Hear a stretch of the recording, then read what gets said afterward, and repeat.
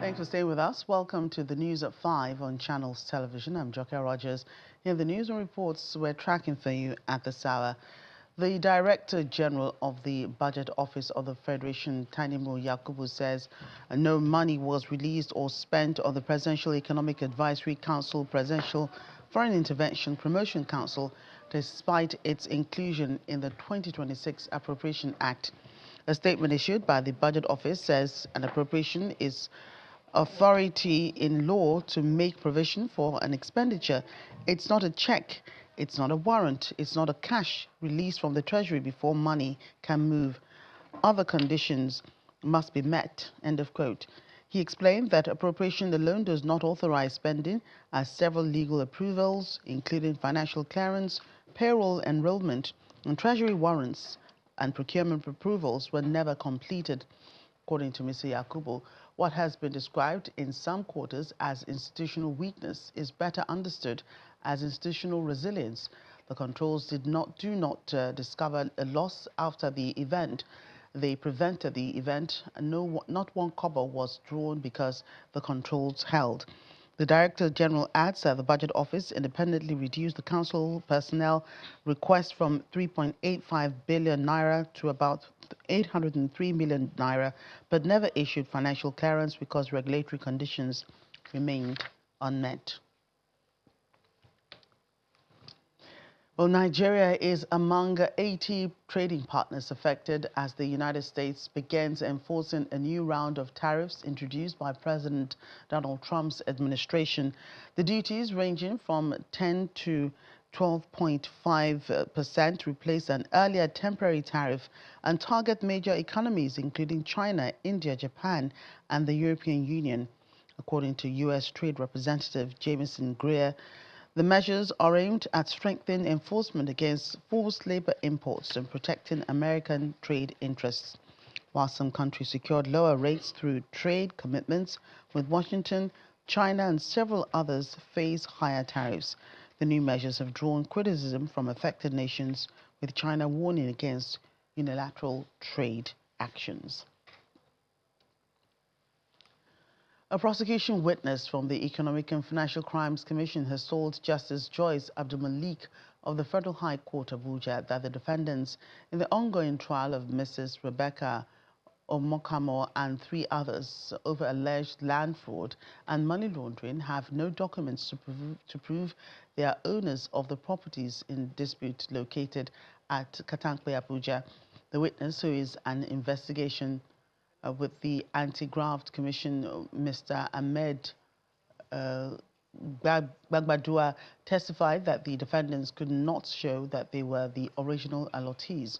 The trial judge also dismissed an application by the EFCC to remand Mrs. Omokamo in custody until the next adjourned date. Justice Joyce Abdulmalik noted that she had no history of missing court proceedings and should face the trial freely.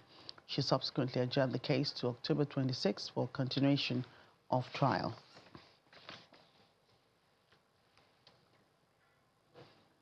And the Nigeria Safety Investigation Bureau has launched an investigation into a runway excursion involving an Enugu Air passenger aircraft at the Benin airport.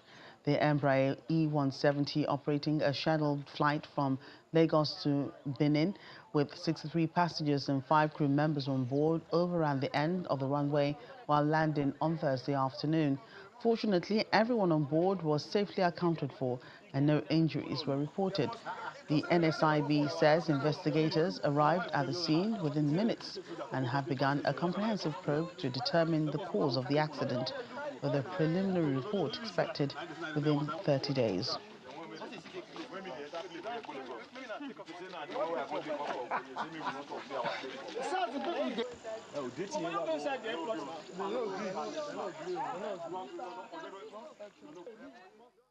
To security matters, troops of Operation Hadinkai, working alongside the Yobe State Hunters Group, have arrested 5 suspected kidnappers during an intelligence-led operation in Fune local government area. The operation led to the recovery of locally fabricated firearms, ammunition, and mobile phones believed to be linked to the suspects. The Nigerian military says investigations are ongoing as it intensifies intelligence-driven operations and urges residents to continue providing timely information to help combat terrorism, kidnapping and other violent crimes across the region.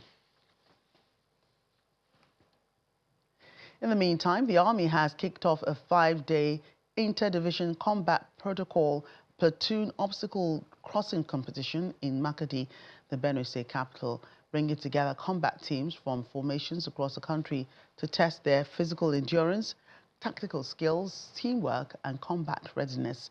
The force commander, Major General Moses Gara, described the training as the backbone of military success, stressing that victory in combat is a result of diligent preparation designed to sharpen the operational capabilities of troops.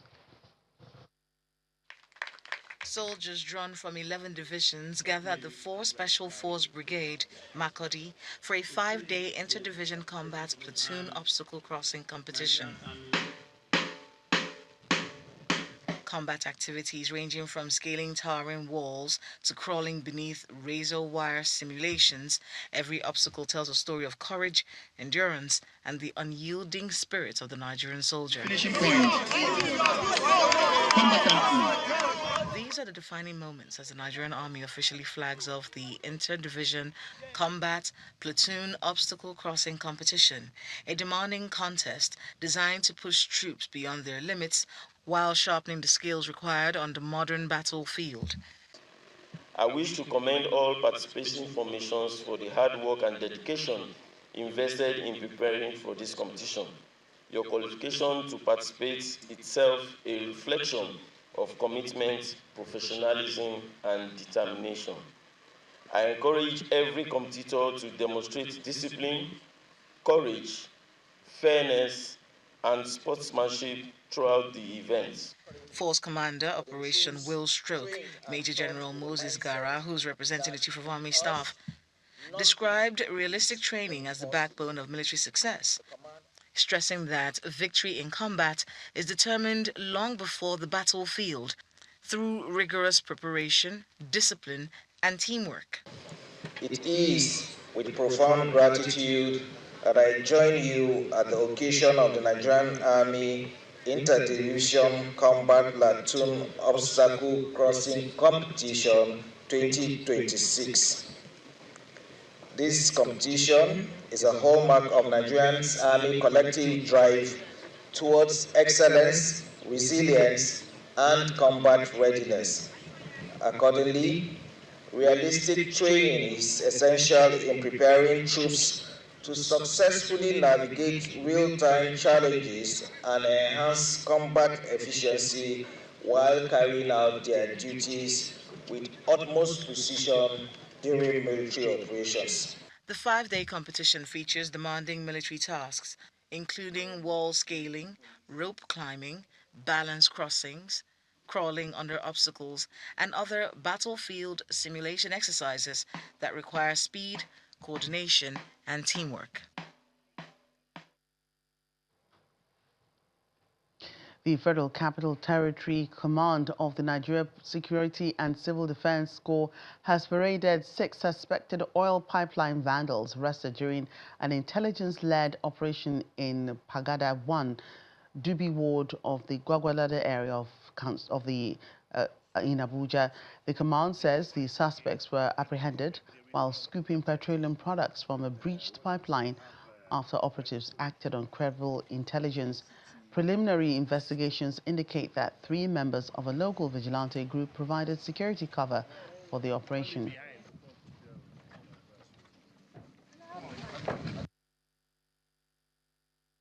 From our surveillance activities, we discovered that this is not the first of its kind. This is not the first time they are doing it. What they do is that they study the terrain and go from point to point, from location to location. Whenever they notice any area with pipelines, they study the terrain, and knowing fully well that even though petroleum products are not being pumped now, we still have the residues, a lot of it, still buried in the pipelines. So what they do is that they study the terrain, any area that they see that there's a possibility of petroleum products still within the pipeline, they go ahead and puncture these pipelines.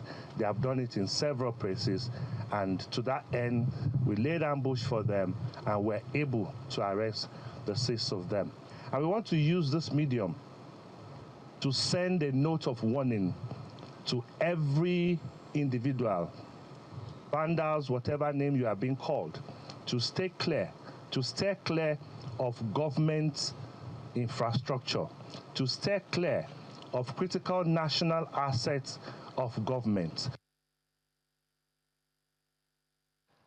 The Minister of Power, Joseph Tegbe, has given an assurance to every electricity consumer across the country that the federal government is resolute in its commitment to closing Nigeria's metering gap. He made this known at the official flag-off ceremony of the Workforce Development Program on the Presidential Metering Initiative, designed to train 5,000 young Nigerians on smart meter installations. The minister, who represented President Bola Tinubu at the event, stated that the government is building an electricity sector that's more transparent, more accountable, and more responsive to the needs of all citizens. Customers that will come on stream. For many Nigerians, the country's electricity challenges are compounded by estimated billing, unreliable power supply, and inadequate infrastructure. Taking another deliberate step towards This gathering seeks to address these issues. Present are key ministries and agencies, including stakeholders in the power sector. They are here for the official flag-off of the Presidential Metering Initiative's Power Force program, set to train 5,000 young Nigerians and staff on electrical installation and metering technologies. The Power Force program is deliberately designed to equip thousands of young Nigerians, 5,000 for the start, with practical competencies in electrical installation, metering technologies, safety standards, and professional work ethics. These skills will not only support the successful implementation of the Presidential Metering Initiative, but will equally position the beneficiaries for gainful employment, entrepreneurship, and long-term careers within Nigeria's rapidly expanding electricity industry. The goodwill messages speak to the federal government's steps to address challenges in the sector. We're deploying more than 7 million meters. It's the largest metering program in our nation's history. But as we prepared for that journey, one truth became abundantly clear and impossible to ignore. 7 million meters requires thousands of skilled Nigerians. Capital can be raised, equipment can be procured, but no nation develops without capable people.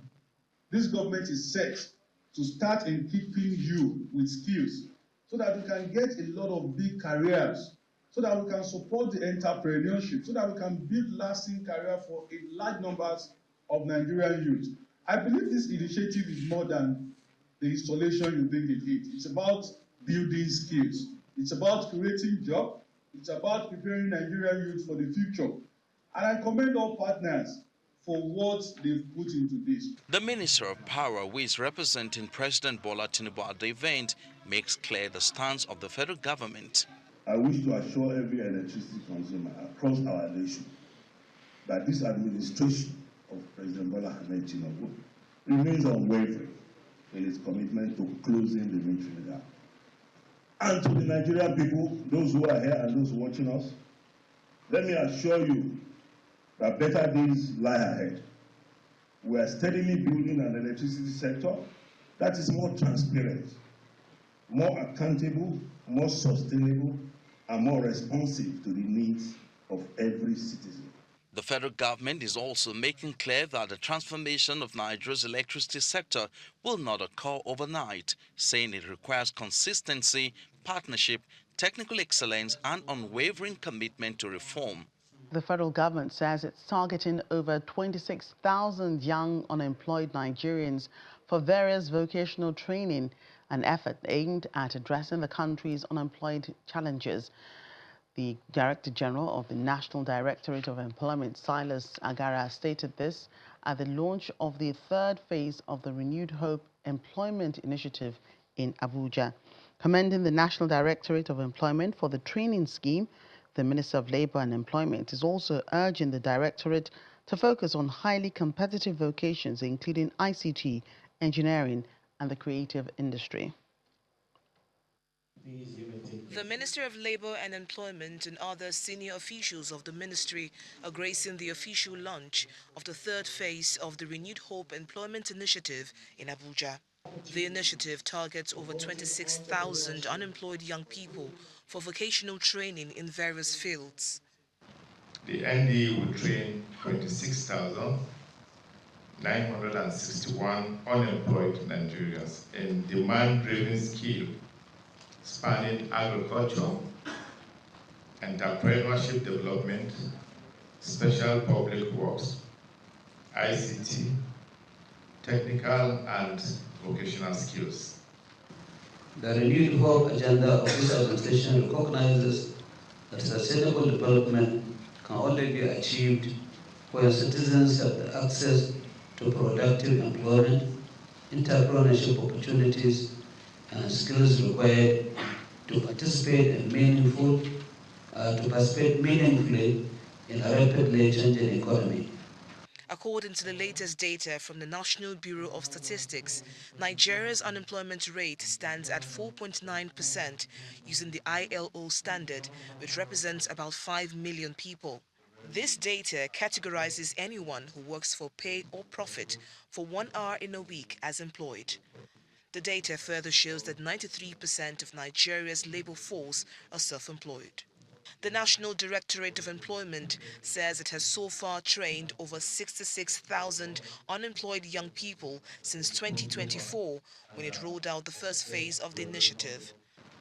Upon successful completion of the training, a total of over 3,405 outstanding graduates and trainees will be resettled with tools to enable them to establish sustainable enterprises, while a monthly stipend ranging between 25,000 to 50,000 for 6 months, depending on the skill set, will be paid to our beneficiaries on a monthly basis. However, only about 5,000 of the total number trained have been empowered with the starter pack, owing to a lack of funding. According to the Director General of the agency, successful trainees will be empowered at the end of the program. Here in Lagos State, traffic has returned to normal along the Lagos-Ibadan Expressway outbound Lagos following the successful clearance of vehicles involved in today's multiple vehicle crash at Kara Bridge. The motorists can now move freely through the corridor after hours of disruption caused by 2 separate crashes that claimed 1 life and left another person injured. The first crash occurred shortly after midnight and involved 5 articulated trucks and a Toyota Sienna vehicle. Preliminary findings by the Federal Road Safety Corps indicated that excessive speed and loss of control were responsible for the accident. While emergency responders were still clearing the wreckage and working to restore traffic flow, a second crash involving a commercial bus occurred within the same area, further complicating rescue efforts and extending the gridlock. Emergency officials have since completed the evacuation of the affected vehicles and reopened the corridor to traffic. Motorists are now moving freely along the Lagos-Ibadan Expressway, bringing an end to hours of congestion.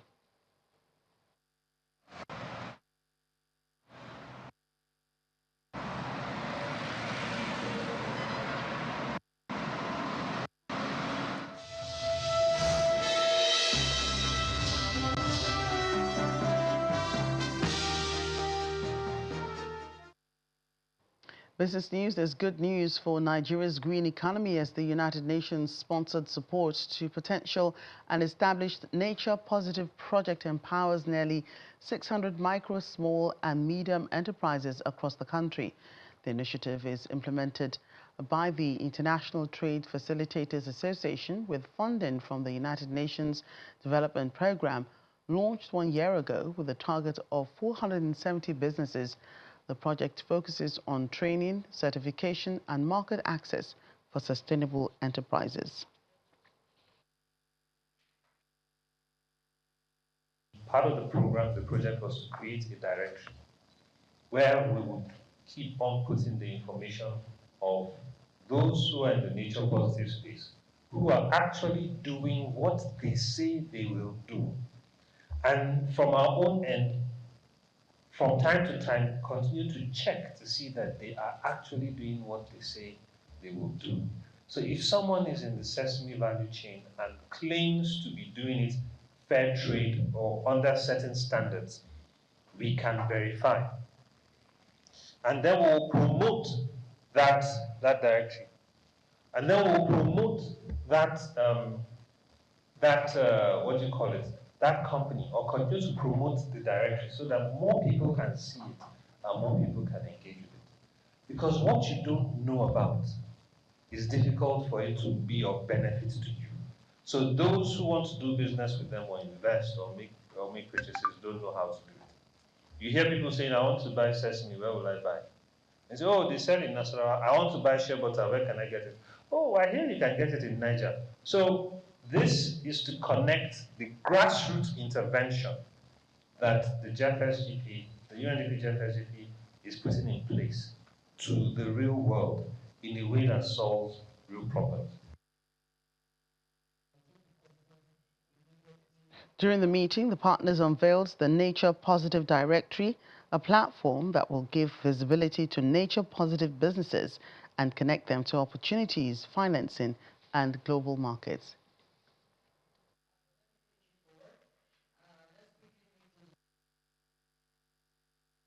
JEF has three components. It has the full size, the medium size, and the small grant. The full size and the medium size is facilitated by the Federal Ministry of Environment. That's the government of Nigeria through the Federal Ministry of Environment. But the small grants it's not, the government is aware, but of course, JEF cannot operate in any country without the government's backing or support or invitation, as the case may be. But operating in every country, the small grant has the autonomy to operate, and it is the UNDP that does that. But the government also is a part of the National Steering Committee. That is those who approve the projects that are funded eventually. So the JEF currently is in about 127 countries and about 54 or 52 in Africa alone. And Nigeria happens to be one of the biggest small grants program country in the world.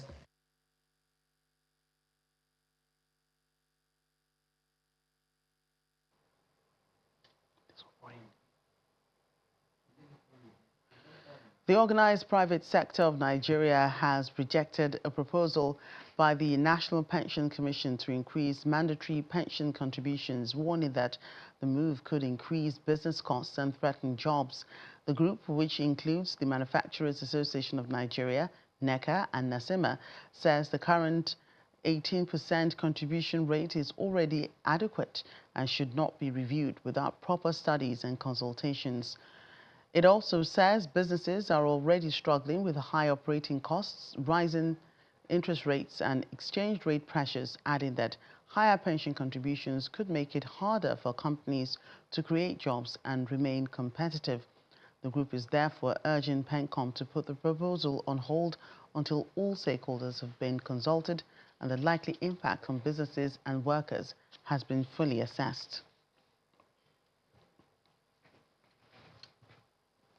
That's the news at 5. Thank you for watching. I'm Joker Rogers.